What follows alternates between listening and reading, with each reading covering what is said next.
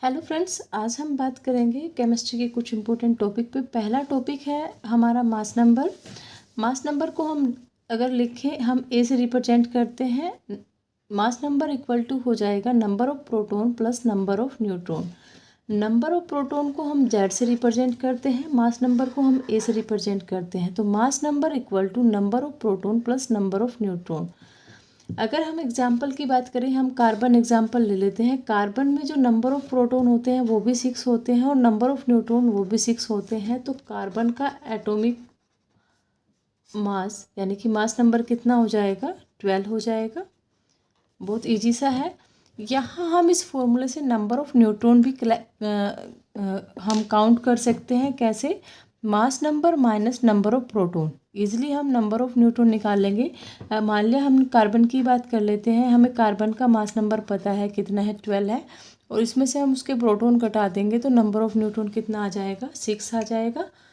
उसके बाद जो दूसरा टॉपिक आता है, इसी में ही आइसोटोप्स। छोटे छोटे टॉपिक्स हैं और ये आपके सभी एग्जाम्स के लिए इम्पोर्टेंट रहते हैं। आइसोटोप्स क्या है? आइसोटोप्स के अंदर सेम एटॉमिक नंबर होता है, डिफरेंट मास नंबर होता है। यानी कि कोई भी एटम है, अगर उसका सेम एटॉमिक नंबर है और वो डिफरेंट मास नंबर शो कर रहा है तो वो आइसोटोप्स होते हैं। जैसे हम हाइड्रोजन की बात कर लेते हैं। हाइड्रोजन है, हाइड्रोजन के 3 आइसोटोप्स हैं। ये प्रोटियम है, ड्यूटेरियम, ट्राइटिरियम। हाइड्रोजन के आइसोटोप्स हैं हमारे पास प्रोटियम, ड्यूटेरियम और tritium. Hydrogen 1 1, hydrogen 1 2, hydrogen 1 3। Isobar क्या होता है? आइसोबार में डिफरेंट एटॉमिक नंबर, यानी कि इस बार एटम्स अलग अलग होंगे। आइसोटोप्स में एटम सेम था और वो डिफरेंट मास नंबर शो कर रहा था। आइसोबार में क्या है? एटम्स डिफरेंट है और वो सेम मास नंबर शो कर रहे हैं। एटम डिफरेंट है तो एटॉमिक नंबर तो डिफरेंट होगा ही, पर मास नंबर क्या हो जाएगा? उनका सेम हो जाएगा। जैसे हम बात करें कैल्शियम, स्कैंडियम और पोटेशियम की। कैल्शियम का जो एटॉमिक नंबर है वो 20 है हमारे पास। स्कैंडियम का एटॉमिक नंबर कितना है? 21 है। पोटेशियम का एटॉमिक नंबर 19 है। और मास नंबर की बात करें, कैल्शियम का मास नंबर जो है वो 40 है, स्कैंडियम का भी 40 है और पोटेशियम का भी 40 है। तो ये क्या हो जाएगा? हमारे पास आइसोबार हो जाएगा। यानी कि ऐसे एटम्स जिनका मास नंबर क्या है? सेम है और एटॉमिक नंबर डिफरेंट है, वो आइसोबार कहलाते हैं। आइसोटोन की बात करें तो इसमें क्या होता है? सेम नंबर ऑफ न्यूट्रॉन्स होते हैं। एटम्स अगर डिफरेंट है, उनके अंदर same number of neutrons present हैं तो वो क्या हो जाएंगे? आइसोटोन्स हो जाएंगे। जैसे हमने कार्बन और ऑक्सीजन लिया। कार्बन कौन सा लिया हमने? 14 वाला, C614। यहाँ पे जो कार्बन लिया है हमने C614 वाला लिया है, यानी कि एटॉमिक नंबर 14 वाला लिया है। सॉरी, एटॉमिक नंबर तो 6 ही है, मास नंबर कितना है इसका? 14 है। और यहाँ पे जो हमने ऑक्सीजन लिया है 816, यानी कि ऑक्सीजन का एटॉमिक नंबर 8 है, मास नंबर 16 है।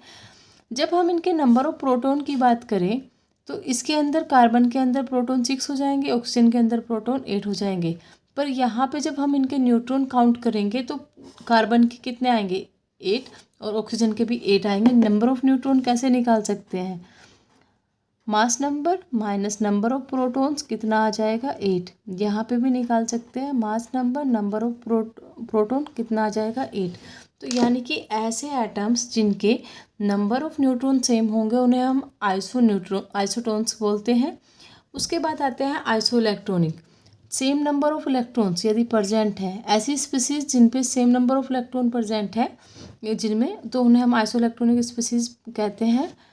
जैसे हमने एग्जाम्पल लिया है sodium positive, neon, O negative, N3। Sodium के पास 11 एटम होते हैं, सोडियम के पास होते हैं। जब इसके ऊपर पॉजिटिव चार्ज आ गया तो नंबर कितने रह गए? 1 इलेक्ट्रॉन इसने अपने से निकाल के किसी और को दे दिया।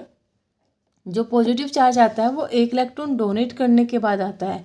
तो इसने 1 इलेक्ट्रॉन किसी को दे दिया तो इसके ऊपर क्या आ गया? Positive charge.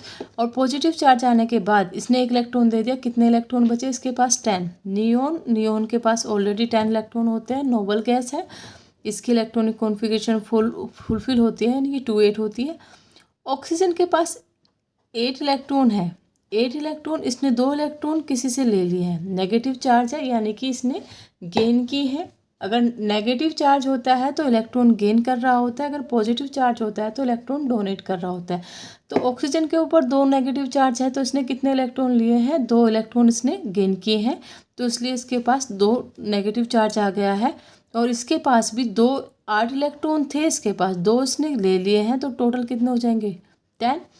नाइट्रोजन के पास 7 इलेक्ट्रॉन होते हैं और इसके ऊपर कितना नेगेटिव चार्ज है, -3 नेगेटिव चार्ज है। -3 नेगेटिव चार्ज होने का मतलब क्या है, 7 + 3, यानी कि इसके पास भी कितने इलेक्ट्रॉन हो जाएंगे, 10।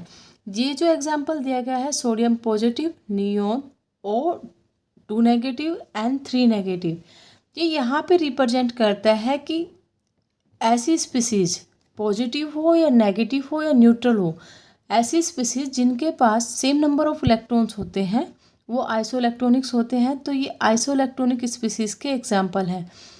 आशा करते हैं ये आपको अच्छे से समझ आया होगा। अगर टॉपिक समझ आया है तो आप कमेंट बॉक्स में कमेंट लिखकर छोड़ सकते हैं कि आपको कौन सा टॉपिक क्लियर करना है। हम पूरी कोशिश करेंगे कि आपके लिए वही टॉपिक वीडियो में लेकर आए। और बाकी आप वीडियो को लाइक, शेयर और सब्सक्राइब कीजिए। Thank you.